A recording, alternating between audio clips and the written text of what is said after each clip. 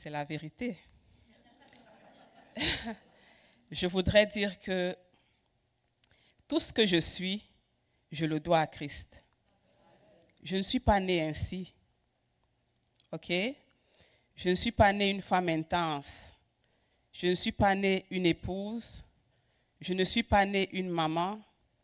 Mais par la grâce de Dieu, par la force qu'il me donne, j'ai appris à l'être. Est-ce que j'ai des défis? Oui, j'en ai plein. De lundi à dimanche, j'en ai plein de défis. Ce n'est pas facile. Mais j'ai appris à compter sur le Seigneur. Et comme l'apôtre Paul disait, je puis tout par Christ qui me fortifie. Donc c'est ça ma force. Sans Christ, je ne suis rien. Je ne peux rien et je n'ai rien. Amen. Donc je voudrais vraiment dire merci à Pasteur Jean pour cet honneur, cette grâce qui me donne de partager avec vous ce que Dieu a mis dans mon cœur. Pasteur Jean, c'est vraiment c'est un grand homme de Dieu. C'est un berger. On peut être pasteur, mais sans être berger. Donc, je dis, nous avons un bon berger dans la maison. Il y a 2 semaines, j'ai rencontré Pasteur Jean parce que je lui disais, je veux qu'il me partage son expérience de prédicateur depuis 35 ans, hein, Pasteur Jean. Parce que je suis en mode apprentissage et je veux apprendre. Et Pasteur Jean, il a pris un rendez-vous avec moi. Cette semaine, on s'est rencontrés pour 1 heure de temps et il m'a partagé ses secrets, comment il fait. Je vous assure, c'est beaucoup de travail. Ne le voyez pas là à tous les dimanches, venir se placer à la chaire, parler et on a l'impression que c'est rien. C'est beaucoup de travail. C'est tellement de travail que moi, je me demande si je peux faire ça à tous les dimanches, venir apporter quelque chose de frais, pas quelque chose qui fatigue les oreilles, mais chaque jour, c'est toujours frais les messages, c'est toujours profond. Et j'ai été vraiment contente, Pasteur Jean, que tu me partages tes petits secrets de grand homme de Dieu. Et je vais m'en servir. Et ça va beaucoup m'aider. Je voudrais également remercier Pasteur Charlie, mon mari, qui m'aide beaucoup. On a travaillé ensemble depuis que Pasteur Jean m'a demandé de préparer un message. C'est lui qui fait mes PowerPoint. Moi, je dicte seulement. Parfois, il peut me proposer une affaire, je dis non, ça ne marche pas. Mais il va effacer, il va faire ce que je lui demande de faire. Merci vraiment pour ta collaboration. C'est vraiment, c'est un excellent homme de Dieu. Pasteur Charlie est serviable, vraiment. Ça, il est au service de sa famille, il est au service de l'Église et je bénis le Seigneur pour ça. Alors, je voudrais remercier aussi l'Église. Hein. L'Église, je sais qu'il y a beaucoup de personnes, je ne voudrais pas citer, mais qui prient pour nous, qui prient pour moi. Parfois, j'arrive à l'église, une femme m'arrête et me dit, j'ai prié pour toi, je t'ai vu là, et puis le Seigneur m'a mis à cœur de prier. Et la personne prie pour moi. Et je le ressens dans ma vie, je sens qu'on prie pour moi. Et je voudrais vraiment vous dire merci pour nos enfants, pour mon mari. Il y a beaucoup de défis, comme je vous dis. Moi, je travaille à temps plein, ce n'est pas évident. Et pour finir, je voudrais souhaiter bonne fête des mères à toutes les mamans. À toutes les mères, grands-mamans. J'aime beaucoup les femmes. J'aime beaucoup le ministère que Dieu m'a donné d'être au milieu de femmes, d'être avec les femmes. Quand j'étais petite, je voyais toujours ma mère, elle était toujours dans les rassemblements de femmes et puis je disais, j'aimerais ça, quand je vais grandir, de m'entourer de femmes, de travailler avec les femmes et de travailler pour les femmes. Et je rends grâce à Dieu parce que le Seigneur m'a amené dans cette église et Pasteur Jean m'a fait confiance. Il m'a confié ces femmes-là. Parfois, j'oublie que j'avais ces rêves de travailler avec les femmes, mais à un moment donné, je sursaute, je dis, j'ai une mission et je compte aller jusqu'au bout dans ma mission, celle d'être au service des femmes, travailler en elles et travailler avec elles. Donc, je voudrais particulièrement honorer les mamans monoparentales. Donc, je sais qu'elle travaille doublement. Et ce n'est pas facile d'élever les enfants sans un père à la maison, sans une présence masculine. Parfois, on se dit, c'est évident, mais non, ce n'est pas évident. Donc, je voudrais particulièrement honorer vous qui êtes là, qui avez élevé vos enfants seuls, sans un homme. Je voudrais vraiment qu'on les applaudisse, ces mamans monoparentales. Je voudrais vous encourager. N'abandonnez jamais. N'abandonnez jamais. Le Seigneur est notre force. Allons jusqu'au bout et tôt ou tard, nous allons voir les fruits de notre travail. Que le Seigneur vous bénisse. Alors, Pasteur Jean m'a chargé de vous donner le point également rapidement sur notre projet Une pensée juste pour elle en faveur des femmes victimes de violences conjugales. Nous rendons grâce à Dieu parce que vendredi dernier, là, nous avons pu remettre tous les beaux sacs qui ont été apprêtés. Nous avions apprêté 16 sacs, des sacs qui ont été bien fournis par beaucoup d'affaires que nous avons reçues de vous. Donc, nous avons fait des dépenses de plus de 1 000 $ pour faire ces 16 sacs. Et nous avons remis une enveloppe de 500 $ à la maison d'Allos, un chèque de 500 $. Aussi, notre frère Terry, qui est le directeur de Action Secours, a fait un don de 16 cartes cadeaux d'une valeur de 25 $ par carte. Donc ça également, la madame de la maison d'Allos est partie avec ça. Donc nous voulons une fois de plus remercier l'Église. Je voudrais particulièrement dire merci à Louise, à Terry, à Francine, à Nicole, qui ont pris le soin pendant toute la semaine de soit faire les achats à la pharmacie, soit préparer les sacs, de très beaux sacs. Je pense que la semaine prochaine, nous allons voir la petite vidéo que Terry a fait et quelques photos qu'il a prises pour immortaliser la cérémonie. Donc, pour terminer, je voudrais particulièrement dire merci à mon comité. Le comité, c'est vaillantes femmes que le Seigneur a mis à mes côtés. Je pense à Bernadette, à Ketia, à Pascaline, qui ont toujours été là avec moi. C'est des femmes hyper occupées en semaine. Il y en a parmi elles qui sont retournées aux études, mais elles n'ont jamais manqué d'être présentes quand j'ai besoin d'elles, quitte pour organiser une activité, quitte pour être présent, pour passer un moment dans la prière, pour préparer l'activité du mois. Donc, que le Seigneur vous bénisse, mes sœurs, mes amis, et continuez sur cette voie. Amen.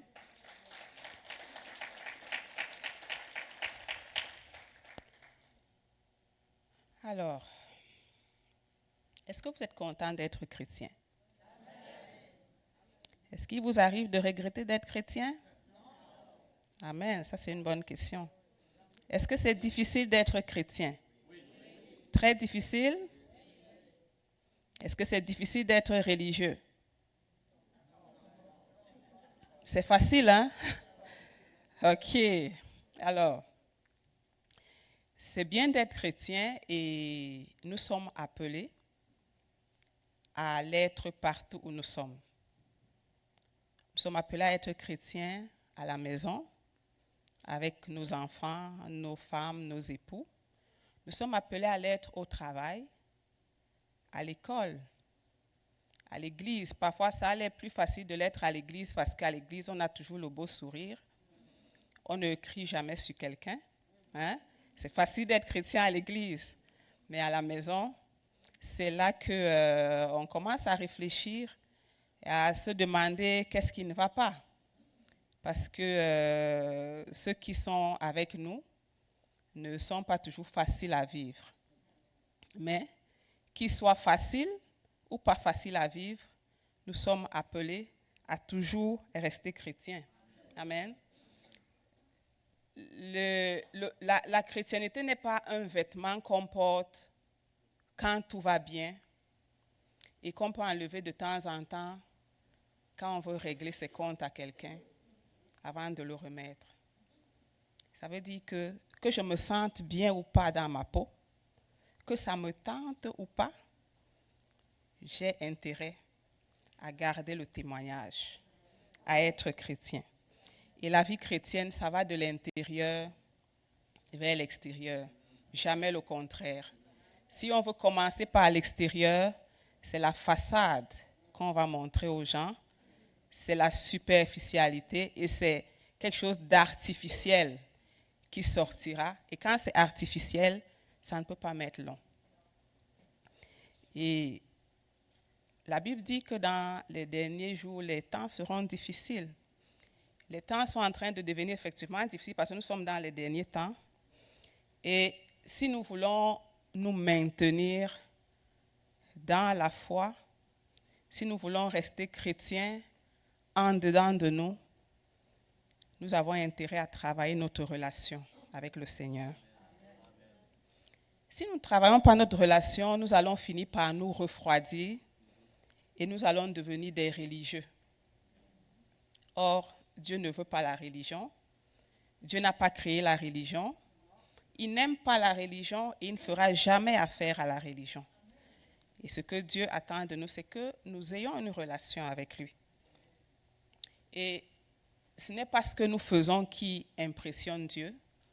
Ce n'est pas ce que nous faisons qui est plus important pour Dieu. La première chose que Dieu veut, c'est qu'on entre en relation avec lui. C'est qu'on rentre en contact avec lui. Si je dis, je suis active à l'église et que je ne prenne pas soin de cette relation, je vais finir par me brûler, je vais finir par me décourager et je vais sortir de l'église comme je suis entrée. Pourquoi? Parce que j'ai ramené la vie chrétienne aux activités. Amen. Oh, la vie chrétienne, ce n'est pas les activités. C'est d'abord mon cœur, c'est d'abord ma relation. Et de ma relation avec le Seigneur découle mon désir de travailler et d'être actif à l'église. Amen. Alors, donc comme je disais, la première chose que Dieu veut, ce n'est pas qu'on se précipite à travailler, mais ce qu'on développe, qu'on le connaisse. Dieu veut qu'on le connaisse. Dieu veut qu'on apprenne à le connaître. Et mieux je connais Dieu, mieux je vais le servir. Comment faire pour ne pas finalement devenir religieux de chrétien que j'étais? C'est-à-dire, finalement, venir à l'église comme tout le monde, écouter la parole comme tout le monde et ressortir comme je suis entrée, sans jamais laisser cette parole me transformer. Comment est-ce que je peux faire? Connaissez la réponse? Je dois porter du fruit. D'où mon thème, porter du fruit. Je me souviens quand je faisais le PowerPoint avec Pasteur Charlie, c'est lui qui saisissait et puis il a écrit porter avec ER. Et puis je lui ai dit c'est EZ. Il m'a dit non, c'est ER. C'est un verbe à l'infinitif, porter du fruit. Je dis oui, mais sauf que mon titre n'est pas à l'infinitif, c'est à l'impératif. Et puis, il a enlevé le ER, il a mis le EZ, et puis il a mis le point d'exclamation pour dire, mon titre est à l'impératif, nous devons porter du fruit, ce n'est pas une option. Amen. Ce n'est pas une option. La vie chrétienne, c'est une vie. C'est une vie, ce n'est pas une étape, c'est une vie. Donc, quand je suis chrétien, là, je porte la vie de Christ, que ce soit à l'église, que ce soit à l'extérieur. Et le texte que j'ai choisi, d'ailleurs, le texte qui parle mieux de ça, se trouve dans l'évangile de Jean, chapitre 15, versets 1 à 8, que je vais lire pour nous. Je suis le cep et mon père est le vigneron. Tout sarment qui est en moi et qui ne porte pas de fruit, il le retranche. Et tout sarment qui porte du fruit, il l'émonde afin qu'il porte encore plus de fruits. Déjà, vous êtes purs à cause de la parole que je vous ai annoncée. Demeurez en moi et je demeurerai en vous. Comme le sarment ne peut de lui-même porter du fruit s'il ne demeure attaché au cep, ainsi vous ne le pouvez non plus si vous ne demeurez en moi. Je suis le cep, vous êtes les sarments. Celui qui demeure en moi et en qui je demeure porte beaucoup de fruits, car sans moi, vous ne pouvez rien faire. Si quelqu'un ne demeure pas en moi, il est jeté dehors comme le sarment, il sèche, puis on ramasse les sarments, on les jette au feu et ils brûlent. Si vous demeurez en moi et que mes paroles demeurent en vous, demandez ce que vous voudrez et cela vous sera accordé. Si vous portez beaucoup de fruits, c'est ainsi que mon Père sera glorifié et que vous serez mes disciples. Amen. Alors, le texte, c'est vraiment Jésus qui parle directement et il s'adresse à ses disciples. C'est un texte que j'aime beaucoup. Je l'ai médité tant et tant de fois. Et ce passage fait partie comme des dernières recommandations que Jésus adresse à ses disciples avant d'être arrêté. Il leur enseigne une des leçons fondamentales qui raconte la relation qu'il a avec le Père, dans l'unité qu'il a avec le Père. Et il prend un exemple sur la vie agricole. Jésus s'adresse à des disciples qui sont déjà fragiles du fait que bientôt Jésus va s'en aller parce qu'à partir du chapitre 14, Jésus commençait déjà à leur annoncer des choses difficiles à porter. C'est pourquoi particulièrement au verset 1 de Jean 14, il va dire que votre cœur ne se trouble point. Croyez en Dieu, croyez en moi. Donc Jésus était pour mourir. Il fallait qu'il prépare ses disciples. Les temps allaient être difficiles. Il fallait qu'il leur donne des moyens de suivi pour pouvoir s'en sortir quand il serait parti. Alors, il va prendre l'exemple de la vie agricole. Il va prendre le cep. Le cep qui est le pied de la vigne. Donc la vigne, c'est une plante. Et Jésus se présente comme le cep, le pied. Et les sarments, qui sont les branches, c'est comme ses disciples. Et le vigneron, qui est son père. Donc c'est le vigneron qui prend soin, en fait, de la vigne. Donc le vigneron entretient la vigne. Alors, Jésus nous montre ici que les sarments, s'ils veulent porter du fruit, doivent être attachés au cep. Donc, dans le schéma de la plante qui est la vigne, le cep qui est Jésus se présente comme le vrai cep. Le cep, en fait, n'a pas de problème. Le cep est toujours stable. Donc, le cep est planté, le cep a des racines, il est très stable, il ne bouge pas. Et la difficulté se trouve au niveau des sarments. Donc, il y a des conditions pour les sarments, pour qu'elles restent attachées. Pour qu'elles portent du fruit, elles doivent rester attachées. Et si le sarment ne reste pas attaché, il va tomber. Il va sécher. Déjà, avant même de tomber, parce qu'il n'est pas attaché, il va sécher. Et parfois, on va voir des sarments, on a l'impression qu'ils sont attachés, mais ils ne le sont pas. Parce que moi, je pense que si les sarments sont réellement attachés, et si les sarments reçoivent la sève qui vient du cep, il est hors de question qu'ils sèchent. Et comme ils ne sèchent pas, il est hors de question qu'ils tombent. Donc, c'est sûr que c'est arrivé qu'il y ait des sarments qui ont donné l'impression d'être attachés, qui font comme des sarments qui sont attachés, qui se comportent comme eux. Et c'est tellement difficile de les distinguer parce qu'ils font tellement semblant. Et c'est quand ils tombent qu'on est surpris. Et nous, on pense qu'ils étaient attachés, mais dans le fond, ils n'étaient pas attachés. Parce que quand réellement on est attaché, on est nourri. Et quand on est nourri, on ne peut pas sécher. Amen. Donc, ces sarments-là, quelle que soit la saison, ils ont vraiment la responsabilité de rester attachés. Ça peut être l'hiver qui est vraiment rude. Ça peut être l'automne ou peut-être une grosse chaleur. Mais tout ce qu'on leur demande, c'est de rester attachés. Ça veut dire que quelles que soient les saisons de la vie, si les sarments restent attachés, ils vont survivre. Quel que soit le vent qui va souffler, si eux, ils restent attachés, ils vont survivre. Et c'est ça la leçon que Jésus essaye de donner à ses disciples. Donc, et le point ici, ce n'est pas juste de porter le fruit, mais c'est de porter beaucoup de fruits. Donc, pour moi, le tout n'est pas de porter juste un fruit, mais c'est de porter beaucoup. Donc, je ne peux pas dire, OK, j'en ai assez porté.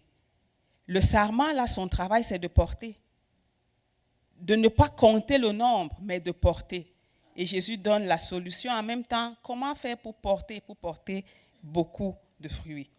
Donc, ce que nous devons savoir, c'est que de même que le sarment est appelé à porter, nous également, en tant que chrétiens, nous sommes appelés à porter du fruit. Et pourquoi nous pouvons porter du fruit? Parce que nous sommes unis à Christ. Donc, nous sommes une même plante avec Christ. Et parce qu'on est une même plante avec lui, la sécurité qu'on reçoit de là fait que, automatiquement, on va porter du fruit. Oui, ça peut être difficile, mais si on est au bon endroit, donc on voit qu'il y a également une question de position ici. Il faut se positionner à l'endroit et on va porter du fruit. Et comme je disais au début, ce n'est vraiment pas une option là. C'est une obligation parce que le fruit, c'est notre identité. Amen. C'est notre empreinte. Donc les gens ne reconnaissent pas nos fruits. On reconnaît un arbre à son fruit. Et Jean 13, verset 35 nous dit quelque chose à ce propos. Jean 13, verset 35, merci Thierry. À ceci, tous connaîtront que vous êtes mes disciples si vous avez de l'amour les uns pour les autres. Alors, comment est-ce qu'on reconnaît les disciples? Par l'amour. Ça veut dire que quand on est chrétien, on a une marque. On a une couleur. Le chrétien a une couleur. Amen. Donc, les gens nous reconnaissent par l'amour, pas par les miracles, pas par les œuvres, par l'amour. Si vous avez l'amour les uns pour les autres. Donc, l'amour ici, c'est notre marque. C'est notre identité en tant que chrétien. Nous devons marcher par l'amour. Et c'est comme ça que les gens découvrent Christ. C'est comme ça que les gens découvrent Christ. Combien de vous avez été abordés parce qu'ils ressentent que vous avez de l'amour? Parce qu'ils vous trouvent spécial. Qu'est-ce qui vous rend spécial? Qu'est-ce qui vous rend spécial? C'est Jésus qui vous rend spécial, pas le fruit que vous portez en lui. Et les autres remarquent. Amen. Jésus a raconté une parabole à ses disciples. La parabole du figuier stérile, ça se trouve dans Luc 13. Alors un jour, Jésus marchait avec ses disciples et puis il leur dit qu'un homme avait une vigne et dans la vigne, il a planté un figuier. Et chaque fois il venait, il ne trouvait pas de fruits. Et finalement, il a décidé de couper la vigne. Et il est arrivé pour chercher du fruit. Et au verset 7 de Luc 13, il dit alors au vigneron, voilà 3 ans que je viens chercher du fruit à ce figuier et je n'en trouve point. Coupe-le. Pourquoi occupe-t-il la terre inutilement? Vous voyez, le vigneron avait passé le temps à entretenir le figuier, lui donner du soin, creuser, mettre le fumier pendant 3 bonnes années. Au moment où le maître veut recueillir les fruits, il arrive, il ne trouve rien. Quelle déception de voir qu'il a investi tant de choses dans la vie de ce figuier et que le figuier ne lui donne absolument rien. Et de dire, coupe-le. Pourquoi occupe-t-il la terre inutilement? bien aimés, nous comprenons qu'il faut porter le fruit. Parce que si on ne porte pas le fruit, on peut être comme ce figuier stérile qui occupe la terre inutilement. Alors nous, en tant que chrétiens, nous ne devons pas occuper la terre inutilement parce que les gens ont besoin de notre fruit. Le propriétaire de la vigne avait certainement faim. Et en arrivant, il s'attendait à trouver du fruit. Je ne vais pas dire je n'ai pas porté de fruits parce que mon mari n'est pas faim. Ou alors parce que ma femme elle n'est pas gentille. C'est pour ça que je ne porte pas de fruits non plus. Non, c'est ta responsabilité. Tu ne portes pas le fruit parce que l'autre a porté ou qui n'a pas porté. Mais tu fais ce que toi tu as à faire. Parce que Dieu te demande de le faire, que l'autre collabore ou pas. Parce que lorsqu'on vient vers toi pour te demander le fruit, il faut que tu le montres. Amen. Il faut que tu montres ton fruit. Est-ce que nous savons combien de personnes comptent sur notre fruit? Est-ce que nous savons combien de personnes ont besoin de notre attention, besoin de notre amour, besoin qu'on leur apporte la grâce qu'on transporte? Mais si on n'est pas fidèle à porter ce fruit, on va priver beaucoup de personnes de bonnes choses que le Seigneur a mis en nous, mais qu'on ne laisse pas se déployer. Donc c'est très important, bien-aimés, qu'on porte le fruit, que notre vie compte sur la terre, parce que c'est pour ça que nous avons été créés. Amen. Pour de bonnes œuvres que Dieu a préparées d'avance afin que nous les pratiquions. Donc, occupons la terre utilement. Des gens ont besoin de nous. Les gens ont besoin de recevoir notre amour, notre douceur, notre présence. Nous sommes la réponse à beaucoup de questions. Amen. Alors, au verset, nous retournons dans notre texte. Ça, c'est au verset 5 que je vais lire. Je suis le cep, vous êtes les sarments, celui qui demeure en moi et en qui je demeure porte beaucoup de fruits. Car sans moi, vous ne pouvez rien faire.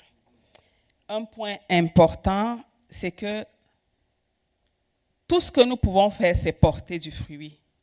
Mais nous ne pouvons pas produire le fruit. Un seul produit le fruit, c'est le cep. Nous, notre responsabilité, c'est de porter. Amen. Et chaque fois qu'on parle de fruits, le verbe qui précède fruit, c'est porter. Donc, je porte. Quelqu'un d'autre fait le travail en arrière. Amen. Quelqu'un fait le travail en arrière. Je n'ai pas besoin de me battre pour produire. Je ne suis pas producteur. Je suis juste porteur. Amen. Je suis juste porteur. Et Philippiens 2, verset 13. Philippiens 2, verset 13.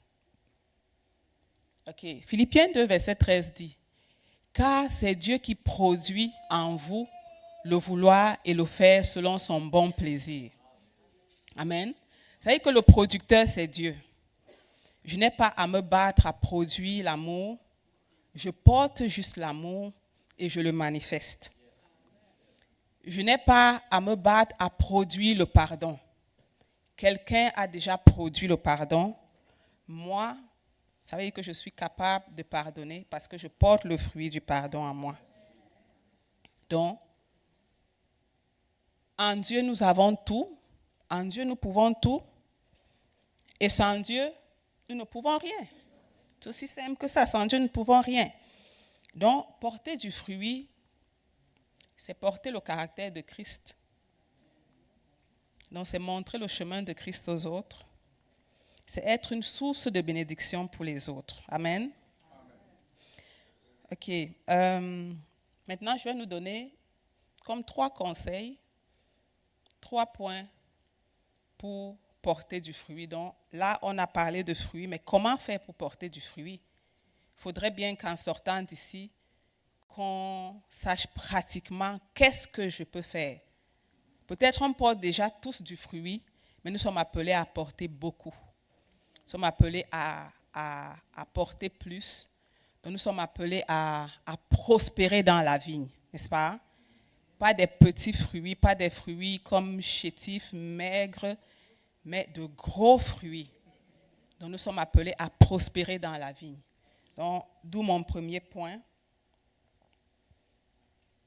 Laisse Dieu t'émonder. Donc, si tu veux porter plus de fruits ce matin, laisse Dieu t'émonder. Et ça se trouve dans le verset 2. Tout sarment qui est en moi et qui ne porte pas de fruits, il le retranche. Et tout sarment qui porte du fruit, il l'émonde afin qu'il porte plus, encore plus de fruits. Et émonder, je suis allée chercher la définition parce que sur ce verset, c'est vraiment le mot-clé, émonder. Donc, quand on parle d'émonder, on fait allusion aux plantes, aux arbres. Donc, c'est débarrasser un arbre des branches mortes ou inutiles, des plantes parasites. Donc, l'émondage, c'est quand même quelque chose qui peut faire mal parce que on nettoie, on débarrasse. Et ça me rappelle que lorsque j'étais encore petite, on avait 2 ou 3 bananiers à la cour arrière et mon père, tous les samedis, il nettoyait la cour et il nettoyait le bananier. Le bananier avait beaucoup de feuilles mortes tout autour et mon père les taillait. Il coupait. Moi, je remarquais que lorsqu'il taillait, il y avait comme la sève qui coulait, donc ça saignait, c'était comme de l'eau et puis la sève et tout. Et puis moi, j'étais en pitié pour le bananier parce que je trouvais que ça coulait. Pour moi, c'était comme des larmes qui coulaient. Et puis je demandais tout le temps à mon père, mais pourquoi tu coupes? Il me dit, c'est pour que le bananier soit fort et qu'il pousse plus. Et justement, quand il finissait, je me rendais compte, je constatais que le bananier était très propre. Il était rendu propre, il n'y avait pas de parasites autour. Et puis, il mettait de la terre comme de l'engrais pour fortifier le bananier. Et ça fait que ça nous donnait de gros doigts de banane, plantains, pour la maison. Donc, l'entretien du bananier, le fruit qui sortait dépendait de l'entretien. Amen. Donc, si le bananier était bien entretenu, on avait de grosses bananes. Si mon père négligeait le nettoyage, les bananes étaient petites. D'accord? Et j'ai pensé à ça quand je préparais ce message et puis je vois que c'est la même chose avec nous. Donc, l'émondage, c'est une activité indispensable. Donc, on doit être émondé. Et parfois, on ne veut pas être émondé, je sais. Qui veut être émondé ici? Qui veut pleurer ici? Mais ça se peut qu'on soit obligé parfois de pleurer. Ça se peut qu'on soit obligé de pardonner. Et quand on pardonne parfois en pleurant, parce qu'on ne veut pas. Mais est-ce qu'on a le choix? C'est vrai qu'on a le choix. Hein? On a le choix de pardonner ou de ne pas pardonner. Mais le Seigneur demande de pardonner. C'est ça. Le Seigneur demande de pardonner. Donc, c'est ça. Émonder, c'est vraiment un travail qui peut faire très mal, mais qui est essentiel. Parce que dans l'émondage, Dieu nous transforme. Dieu nous nettoie. Dieu nous soigne en fait. Dans l'émondage, Dieu nous soigne. Donc on arrive comme des personnes malades et lorsqu'on laisse Dieu nous émonder, il nous soigne. Donc, mais on doit laisser que le Seigneur nous soigne. On doit laisser qu'il nous touche. On doit laisser, même si ça fait mal, on doit laisser. Parfois on ne comprend même pas ce qui se passe. On ne comprend pas pourquoi Dieu fait ce qu'il fait. Mais lui qui connaît tout, il connaît la finalité. Qu'est-ce qu'on fait en ce temps-là? On obéit juste. Comme un petit enfant, on obéit, on se soumet, on décide de lui faire confiance. Amen. Donc l'obéissance est très importante. Si on n'obéit pas, on ne peut pas profiter de l'émondage. C'est pas c'est émondage, hein, je pense. Émondage, okay. Donc si on n'obéit pas, on ne peut pas profiter du beau travail que le Seigneur veut faire en nous, afin que nous ayons de gros fruits, des fruits que nous allons partager autour de nous. Amen. Nous allons dans 2 Timothée 3, versets 16 à 17. Donc, Dieu utilise sa parole pour nous émonder. Et en 1 Timothée 3, verset 16, il est écrit « toute écriture est inspirée de Dieu et utile pour enseigner, pour convaincre, pour corriger, pour instruire dans la justice. Qu'est-ce que l'émondage fait? L'enseignement. Dieu va nous enseigner pendant qu'il nous émonde. Il va nous convaincre. Il va nous corriger. Et la correction n'est pas facile. Parce que lors de la correction, il y a des choses qu'on va falloir abandonner si on va avancer. Il y a des choses, le Seigneur va nous dire des choses, parfois même des actes à poser qui vont nous faire pleurer. Moi, j'ai posé des actes dans la vie qui m'ont fait pleurer. Je devais le faire, mais je le faisais en pleurant. Mais quel bien ça m'a fait après l'avoir fait. Quelle délivrance j'ai eu après l'avoir fait. Si j'avais dit c'est moi qui ai raison, est-ce que j'aurais vraiment bénéficié de la guérison qui m'attendait au bout du chemin? Non, je n'en aurais pas profité. Mais parce que, même si ça ne m'arrangeait pas, j'ai quand même décidé d'aller jusqu'au bout. Oh, je vous assure, ce n'est pas facile. Pas du tout. Parce que quand on voit notre ego qui est en jeu, mais parfois il faut laisser tomber, laisser mourir l'ego pour avancer. Parfois il faut pardonner pour avancer. Parfois on est là, si on ne pardonne pas, on ne peut pas arriver là. Donc notre avancée va dépendre aussi de la façon qu'on gère ce que Dieu nous demande de faire. On ne peut pas prendre de raccourcis. On ne peut pas se détourner. Tu te détournes, tu reviens à la case départ. Et tu te rends compte que beaucoup d'autres ronces ont poussé là où il n'y avait qu'une petite faible plante qu'on pouvait rapidement enlever et en finir. Tu auras perdu du temps, tu auras accumulé plein d'autres choses. Et là, l'émondage va être encore 10 fois plus difficile. Il faut que tu le veuilles, bien sûr. Amen. Deuxième partie. Afin que... Non, excuse-moi, je veux dire... OK. Afin que l'homme de Dieu soit accompli et propre à toute bonne œuvre. C'est ça que l'émondage, à travers la parole de Dieu, peut faire. La finalité, c'est que l'homme de Dieu soit accompli, que l'homme de Dieu soit prêt, propre à toute bonne œuvre. Ça passe par là. Parfois, on saute les étapes. On veut être propre à toute bonne œuvre, mais on n'est pas accompli. Pourquoi on n'est pas accompli? Parce qu'on ne s'est pas exposé à l'enseignement, on ne s'est pas laissé convaincre, on ne s'est pas laissé corriger, et on n'a pas écouté l'instruction. C'est ça qui fait que quand on entre dans l'œuvre, dans le ministère, dans son appel, on va se cogner la tête parce qu'on n'est pas prêt. On n'est pas prêt. Pourquoi? Parce qu'on a sauté. C'est pourquoi c'est important tellement de porter son fruit avant d'avancer. Sinon, on bloque. Amen. Donc, c'est ça, bien aimé. La parole de Dieu, elle est importante. Psaume 32 également, verset 8. Donc, nous devons être dépendants du Seigneur, obéissant. Psaume 32, verset 8 dit, « Je t'instruirai et je te montrerai la voie que tu dois suivre. Je te conseillerai, j'aurai le regard sur toi. » Donc, le Seigneur se présente vraiment comme un instructeur. Il se présente comme celui qui nous montre la voie à suivre, celui qui nous conseille et il garde le regard sur nous. Et je me répète en disant que ça, il faut permettre au Seigneur. Il faut lui donner l'autorisation. Il ne le fera pas si on n'est pas d'accord. Il ne nous instruira pas si on n'a pas un cœur enseignable.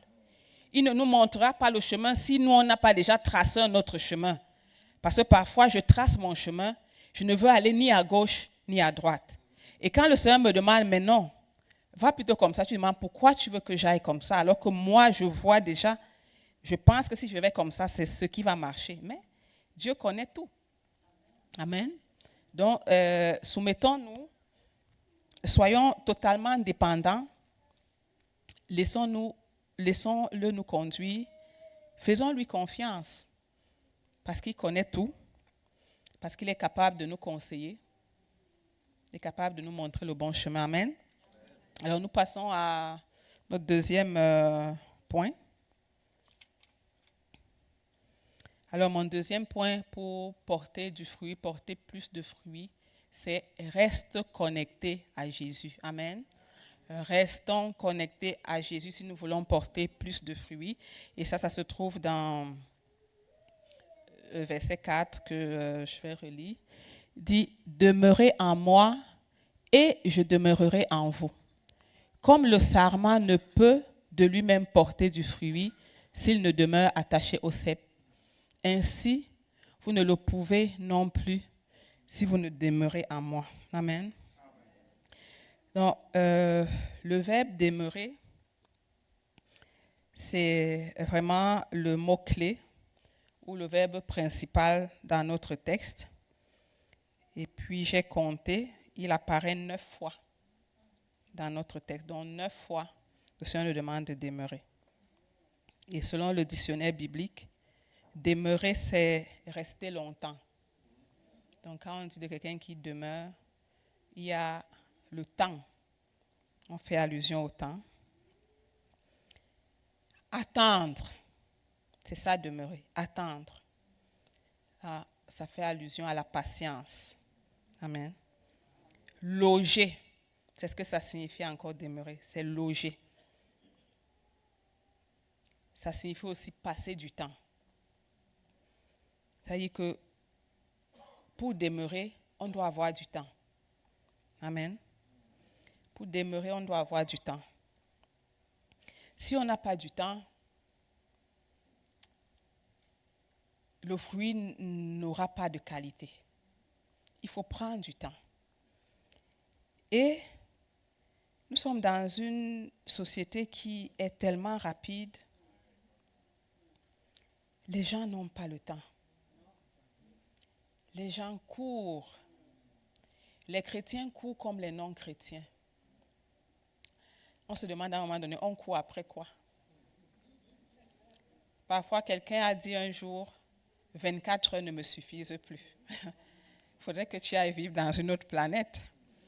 Parce qu'on aura toujours 24 heures. D'accord? On aura toujours 24 heures. Donc, au lieu de dire que tu as besoin de plus, arrange-toi pour que dans ton 24 heures, tu fasses tout ce que tu dois faire avant de te coucher.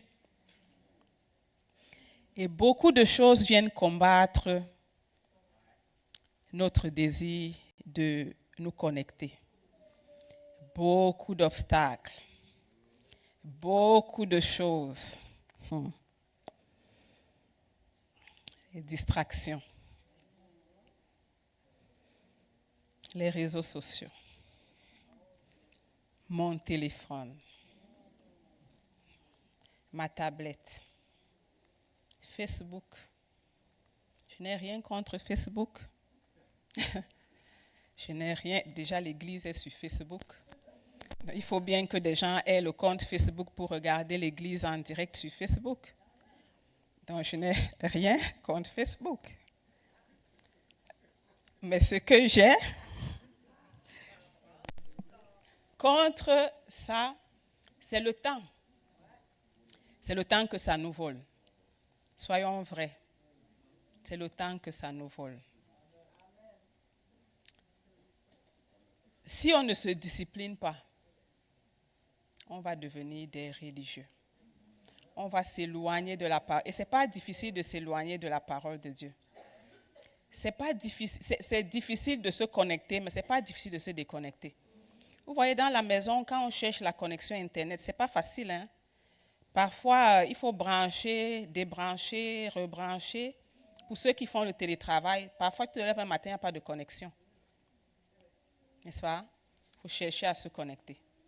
Mais facilement aussi, on perd la connexion. Facilement, on peut la perdre. Moi, je me souviens, à un moment donné, le téléphone était en train de prendre beaucoup de place. Chaque fois qu'il y avait une notification, je me levais, je regardais la notification. Et le matin au réveil, la première chose que je faisais, c'était mon téléphone. Je dois parcourir les messages de la terre entière, voir qui m'a écrit, qui ne m'a pas encore écrit, qui n'a pas répondu à mon message de la veille. Et facilement, je pouvais passer 1 heure de temps. Couché dans mon lit, pencher à gauche ou à droite, je ne sais pas, avec mon téléphone. Donc, je parcours. Et puis, je me lève, je commence ma journée, je me lave et puis je vais travailler. Et puis, je me suis rendu compte que je commençais à mourir à petit feu. Alors, j'ai pris la résolution. J'ai dit, quand je me lève, la première chose que je fais, c'est ouvrir ma Bible, prier, ouvrir ma Bible, louer le Seigneur, l'adorer. Et à la date d'aujourd'hui, je le fais. Mon téléphone, là, je l'ouvre vraiment quand j'ai terminé avec ma dévotion. Le téléphone me sert à quoi maintenant? Au réveil. Le téléphone, c'est mon réveil. Ça me sert juste à me réveiller. Quand mon alarme sonne le matin, je l'arrête. Et puis, je me lève, je commence ma journée dans la parole de Dieu. Mais combien ce n'est pas facile. Mais il faut se décider. Personne ne prendra la décision à notre place. Ce n'est pas mon mari qui viendra confisquer mon téléphone parce qu'il veut absolument que je commence. Non, il ne le fera jamais. Et je ne ferai pas de même pour lui. Chacun sa vie. Amen. Chacun sa vie, chacun sa responsabilité. Si tu sais qu'il y a quelque chose qui t'empêche de te connecter, coupe la chose.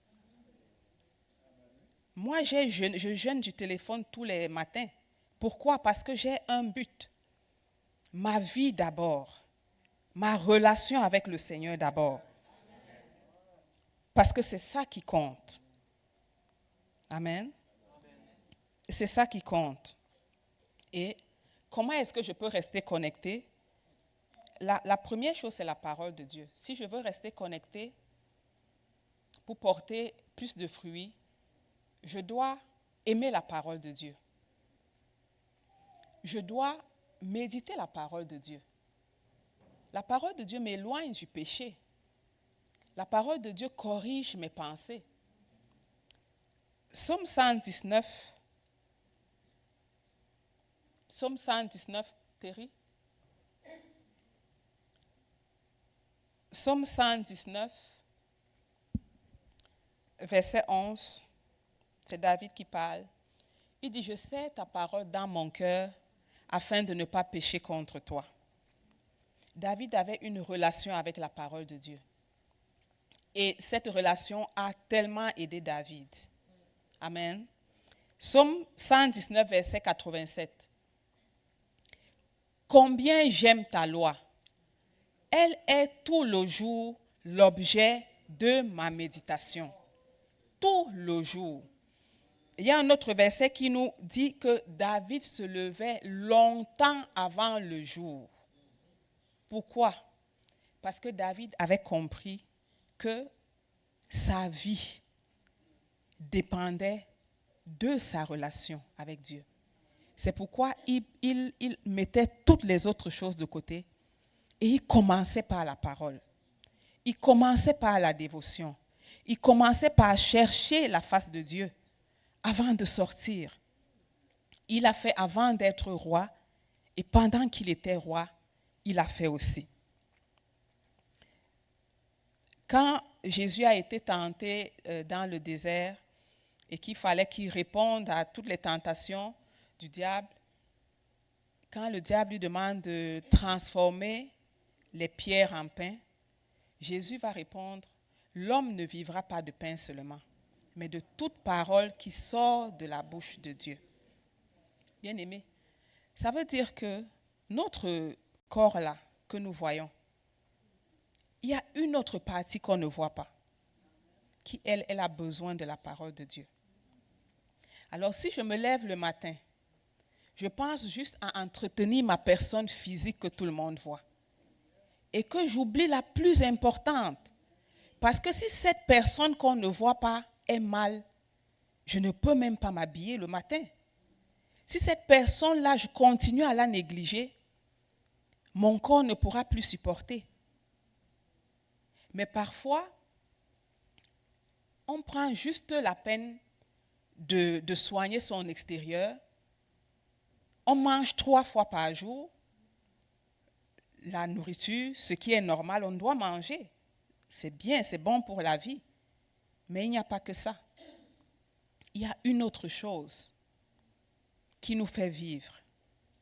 Si nous ne mangeons que pour notre corps physique, moi je dis ce n'est pas juste. Je me le dis souvent, je dis, ce n'est pas juste que tu penses seulement à ton corps et que tu ne penses pas à l'autre partie qui va entretenir ton corps quand tu vas être malade. Et si je ne entretiens pas cette partie, comment je vais être soutenu dans la maladie? Comment je vais être soutenu dans l'épreuve? La preuve, c'est que dans l'épreuve, on n'a même pas faim. Mais comment je vais faire? Donc, c'est très important, bien-aimés, qu'on prenne que la parole de Dieu ait une place. Si je peux manger, je peux lire la parole de Dieu. Si quelqu'un me dit, oh, je n'ai pas le temps de lire la parole de Dieu, je vais dire, est-ce que tu as le temps de manger? Si elle me dit qu'elle n'a pas le temps de manger, je vais dire, ok, c'est correct, reste tel quel. Mais si tu trouves le temps de manger tes 3 repas, et même les collations entre les repas, pour moi, tu peux trouver le temps. On doit trouver le temps, bien-aimé. Je dois trouver le temps. Si je travaille, si je dois prendre mon autobus à 5 heures du matin, n'est-ce pas, je vais prévoir 30 minutes pour me laver, mais que je prévois donc 30 autres minutes avant pour laver mon homme intérieur, afin qu'il soit propre. Pourquoi on le néglige autant? Pourquoi? Parfois, on a l'impression qu'on va bien, mais on ne va pas bien. La preuve, c'est que quand tu vas sortir, tu es dans le trafic et que tu es impatient, tu peux dire un mot méchant. C'est vrai ou c'est pas vrai? Tu peux dire un mot méchant, ça peut sortir. Et puis tu vas dire, je ne sais pas pourquoi j'ai dit ça. Mais tu as dit ça parce que tu n'as pas mangé depuis. Parce que tu n'as pas mangé ce que tu dois manger. Parce que c'est ce qui est en nous qui sort lorsque nous sommes dans la peine. Si tu as emmagasiné la parole, quand tu es dans la douleur, la parole sort. Quand tu es dans le malheur, si tu as emmagasiné la parole, c'est la parole. C'est ce que tu mets qui sort. Si tu n'as pas mis la parole, écoute, tu vas la chercher, elle ne va pas sortir. Amen. Donc, c'est très important qu'on considère cet aspect. Également, autre chose qui peut nous aider à rester connectés, c'est la prière. La prière, on ne le dira jamais assez, et dans 1 Thessaloniciens 5, 17, la Bible dit de prier sans cesse. Donc, on doit prier en tout temps. Chaque fois qu'on a l'occasion, on doit prier. Et on doit prier avec la parole de Dieu. On ne peut pas juste prier au hasard.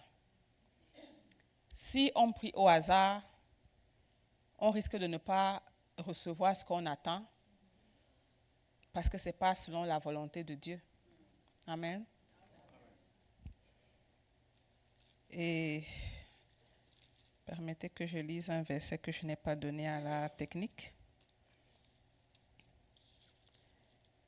Si on ne fait que prier sans connaître la volonté de Dieu, la prière ne peut pas être efficace. Parce que ce n'est pas la parole qu'on prie. C'est grâce à la parole qu'on connaît la volonté de Dieu et que nos prières deviennent efficaces. Il y a une expression que la sœur Nicole utilise souvent. Elle dit, je ne prie pas sur du beurre. Vous voyez, quand on met le beurre, il est mou. Donc quand on met le couteau, le couteau va jusqu'au fond parce qu'il n'y a pas de cible. Donc du coup, ta prière ne va à aucune cible. Pourquoi? Parce que elle n'est pas supportée par quelque chose. Elle n'est pas supportée par la parole de Dieu. Dans 1 Jean 5, 14, il est écrit, « Nous avons auprès de lui cette assurance que si nous demandons quelque chose selon sa volonté, il nous écoute. » Ça, c'est la première phase de l'exaucement, de savoir que Dieu nous écoute. Et pourquoi Dieu nous écoute? C'est parce que nous avons demandé quelque chose qui est dans sa volonté. Quelque chose qui est dans sa parole. Il nous écoute déjà. Ça, c'est un très bon signe que Dieu nous écoute. Verset 15. Et si nous savons qu'il nous écoute, quelque chose que nous demandions, nous savons que nous possédons la chose que nous avons demandée. Donc, prions avec la parole de Dieu. Laissons la parole de Dieu orienter nos prières afin que les prières soient efficaces. Amen.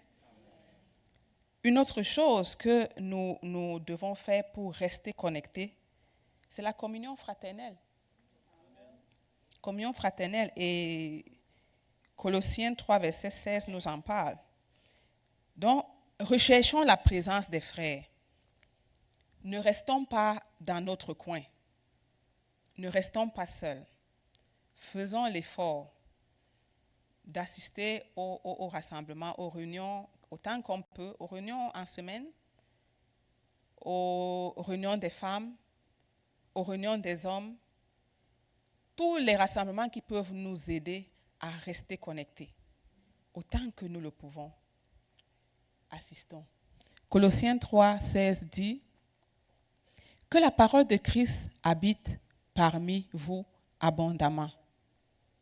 Instruisez-vous et exhortez-vous les uns les autres en toute sagesse, par des psaumes, par des hymnes, par des cantiques spirituels, chantant à Dieu dans vos cœurs sous l'inspiration de la grâce. Donc, ce passage encourage vraiment. Il dit que la parole de Christ habite abondamment parmi vous. Instruisez-vous. Ça ne se fait pas des études bibliques comme on le fait tous les mercredis. Ça se fait dans ce genre de rassemblement. Donc, quand on se retrouve, on s'instruit, on s'exhorte. Imagine que tu es passé peut-être lundi, mardi difficile, mais que tu aies le temps un mercredi soir de venir ici, lorsque Pasteur Jean ou Pasteur Charlie dirige l'étude biblique, ça va te faire du bien d'écouter un psaume, un cantique. Ça fait énormément de bien de se mettre ensemble, de s'instruire dans la parole. Ça fait du bien. Donc, ne manquons pas. Ça, c'est un moyen de rester connecté et de porter plus de fruits. Amen. Mon troisième point et le dernier point. Ton fruit glorifie le Père. Amen. Ce n'est pas forcément un conseil, mais c'est un fait. Ton fruit glorifie le Père. Et ça se trouve dans notre verset 8. Si vous portez beaucoup de fruits, c'est ainsi que mon Père sera glorifié et que vous serez mes disciples. Amen. Donc, Dieu aime quand nous portons du fruit. Notre fruit compte pour lui. C'est important pour lui. Et ce qui se passe, c'est que quand nous portons du fruit, le Père est glorifié. Glorifié ici peut être, son synonyme peut être connu. Donc, on peut dire, mon Père sera connu. Donc, le nom de Dieu va être connu. Les gens vont parler de ça. Et puis, les gens découvrent Dieu à travers notre fruit. Au travail, les gens sont capables de nous approcher et nous demander, mais pourquoi je constate que tu as quelque chose que je n'ai pas. Chaque fois que tu arrives, est-ce que vous savez que même votre présence, les gens ne vous diront peut-être pas directement, mais quand votre présence même au travail change l'atmosphère, les gens vont juste se rendre compte que quand tu es là, ils sont bien. Ils ne peuvent pas expliquer pourquoi. Toi-même, tu ne peux pas justifier pourquoi. Mais quand tu es là, les gens sont bien. Quand tu es là, les gens sont bien. Les gens se sentent juste bien. Parce que tu apportes la paix. Amen. Parce que tu apportes la tranquillité. Quand les gens te voient, c'est comme si le stress tombe. C'est comme si le stress tombe. Amen. C'est important. Moi, je me souviens quand j'ai été recrutée quelque part et puis le gestionnaire, il a dit, ça c'est à Louise, hein, il avait appelé Louise parce que Louise était ma référence. Et il a dit à Louise qu'il voulait quelqu'un dans l'équipe qui peut apaiser. Quelqu'un qui viendrait apaiser les gens, parce que l'équipe est constituée des personnes qui sont, qui sont vraiment, qui ont du caractère, mais lui, il voulait quelque chose de soft.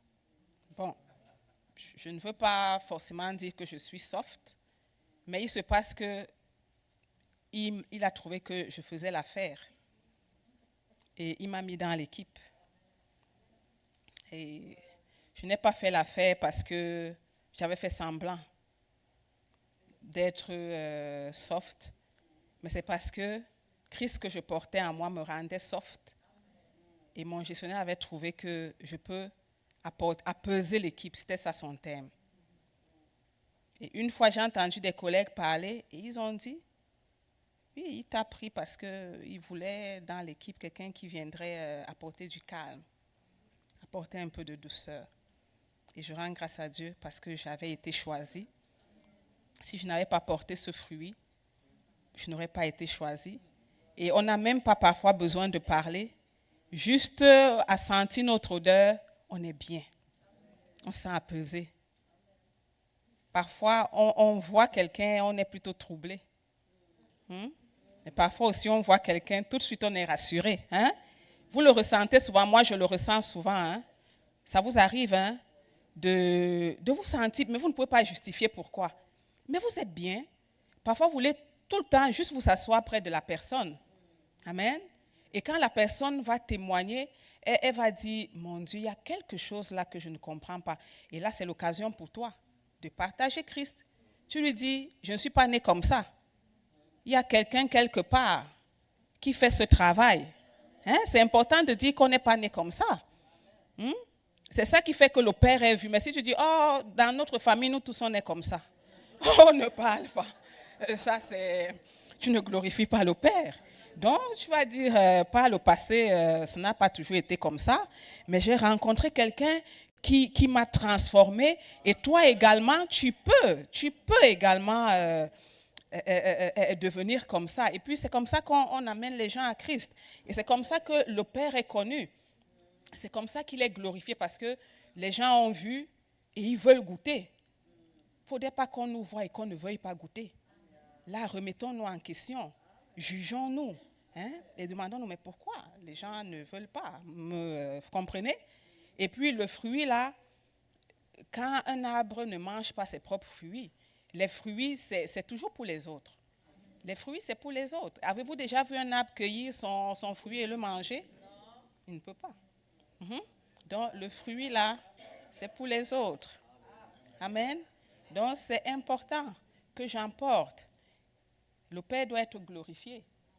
Et c'est ça le but. C'est ça l'objectif.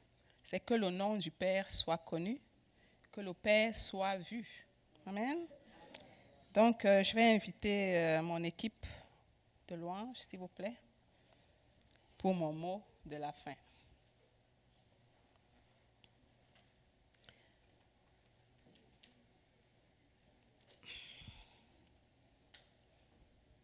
Mon mot de la fin se trouve dans Jérémie, chapitre 17, versets 7 à 8.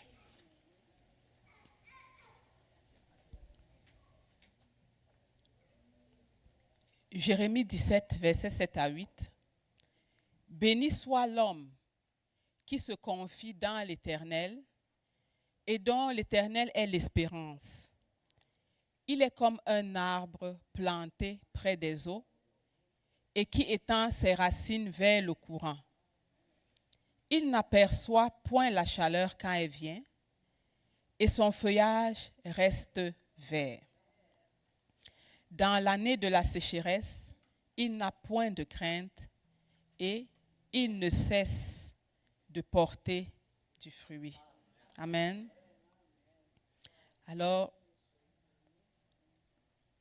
cet homme-là qui se confie dans l'Éternel, c'est un homme qui est béni. Amen. C'est un homme qui est béni d'avance.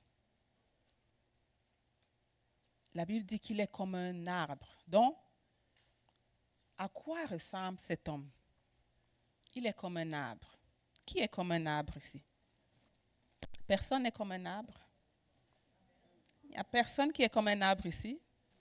Vous êtes comme des arbres, n'est-ce pas? Il est comme un arbre planté près des eaux et qui étend ses racines vers le courant. Ici, on voit que la position est très importante. Cet arbre ne pouvait pas se planter n'importe où. Il fallait qu'il se plante près des eaux et que ses racines s'étendent. Alors que ses racines s'étendent, il puise la force dans ce courant. Et la conséquence, c'est qu'il n'aperçoit pas la chaleur quand elle vient. La chaleur vient. La chaleur vient, mais il ne l'aperçoit pas. Il n'a même pas peur de la chaleur parce qu'il sait qu'il est prêt. Son feuillage reste vert. Ça veut dire que cet arbre-ci peut vivre toutes les saisons de l'année. Et on dit, il reste vert dans l'année de la sécheresse. Vous voyez, ça veut dire que c'est possible qu'on reste vert même quand on est dans la sécheresse. C'est possible qu'on reste vert même quand on souffre. C'est possible qu'on reste vert même quand tout va mal. On peut rester vert et ne pas craindre. On reste vert et on porte du fruit sans cesse. Bien aimé, ça veut dire qu'on peut porter du fruit sans cesse. Mais il faut être assis ou alors il faut être planté au bon endroit. Il faut rester connecté. Il faut garder les regards fixés sur Jésus. Et comme le sarment, on doit rester attaché au cep. Quelle que soit l'intensité du vent, si on reste attaché, ça c'est un principe naturel que le Seigneur expliquait à ses disciples pour nous montrer que même dans notre vraie vie, c'est possible de continuer à porter du fruit, de ne pas se casser, de tomber, de brûler, même quand tout va mal. Mais la condition, c'est que on reste attaché. C'est ça le secret. Amen. Le secret, c'est qu'on reste attaché, qu'on reste connecté. C'est alors qu'on va porter beaucoup de fruits et que le nom du Père va être glorifié. Amen. Que le Seigneur vous bénisse.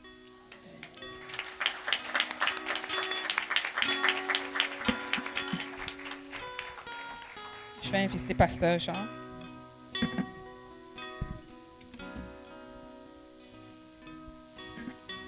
Gloire à Dieu. Qui sont d'accord avec moi pour les mots que j'ai choisis pour décrire Rebecca, notre sœur Rebecca? Douce, soft.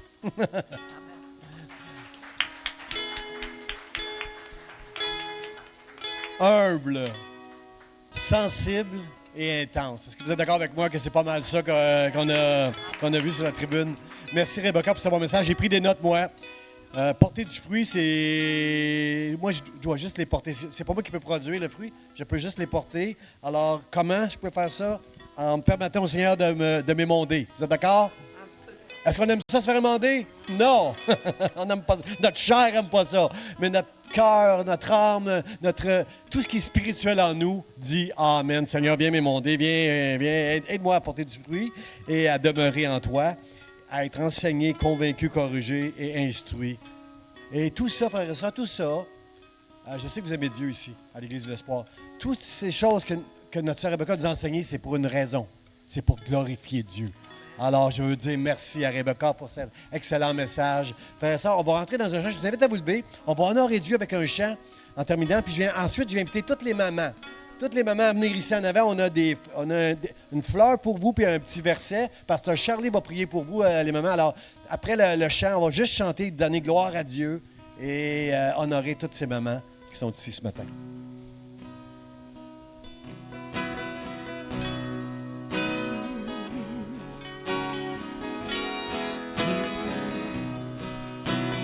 Voilà.